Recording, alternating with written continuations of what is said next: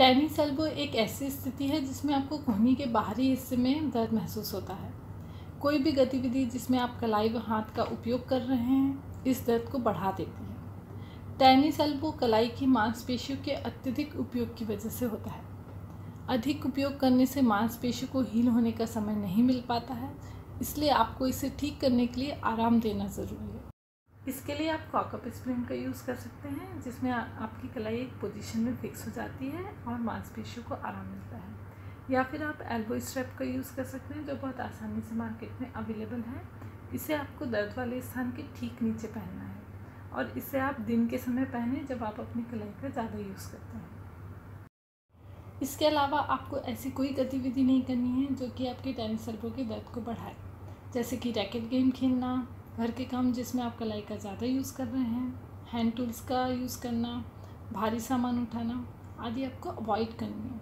अगर आप ये चीज़ें अवॉइड नहीं कर सकते तो इन्हें आपको कम से कम करना है और एल्बो स्ट्रैप पहनकर ही करना है। अगली चीज़ जो आपको इसमें करनी है वो है क्रॉस सेक्शन मसाज। इसके लिए आप कोहनी के बाहरी हिस्से में जो हड्डी का उभार होता है उसके ठीक नीचे जो मांसपेशी वाला हिस्सा है उसमें आपको अंगूठे से एक दबाव बनाना है और इस दबाव को बनाए रखते हुए आपको अपने अंगूठे को इस तरह से ऊपर और नीचे की तरफ मूव करना है।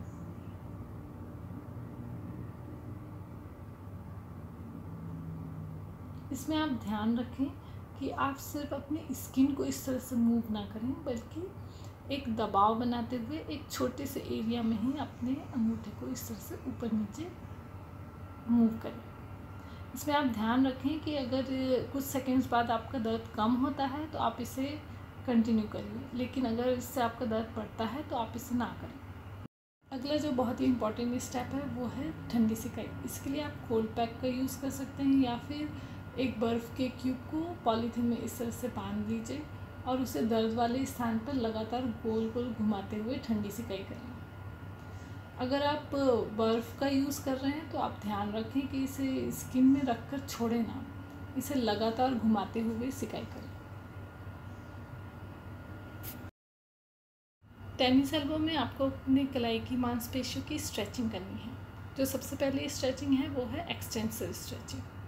इसके लिए आप अपने हाथ को सामने इस तरह से सीधा रखें और हथेली की दिशा ज़मीन की तरफ रखें। अब आप अपने दूसरे हाथ की सहायता से कलाई को नीचे और बाहर की तरफ मोड़ें। इस दौरान अपनी कोहनी को सीधा रखें।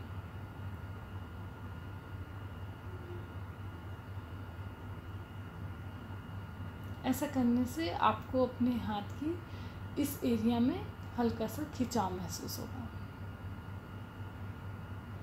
इस दौरान ध्यान रखें कि आप अपनी उंगलियों को इस तरह से ना खींचें। इसे थोड़ा ऊपर की तरफ पकड़कर नीचे और बाहर की तरफ ऐसे मोड़ें। अगली स्ट्रेचिंग है फ्लेक्सर स्ट्रेचिंग। यह स्ट्रेचिंग भी आपको ठीक पहली स्ट्रेचिंग के जैसे ही करनी है, लेकिन इस बार आपकी हथेली की दिशा ऊपर की तरफ रहेगी।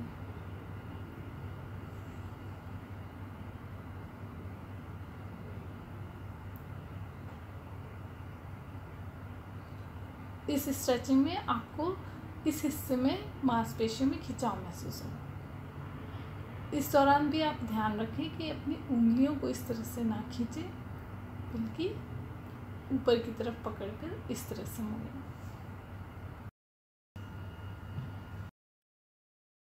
अगली स्ट्रेच है रोटेटरी स्ट्रेच। इसके लिए आप टेबल पर इस तरह से हाथ टिका कर रखें और फिर हथौड़ा या फिर कोई भी ऐसी चीज़ जिसका एक सिरा थोड़ा भारी हो इस तरह से पकड़ लें और फिर हथेली को ऊपर और नीचे की तरफ ऐसे घुमाएं।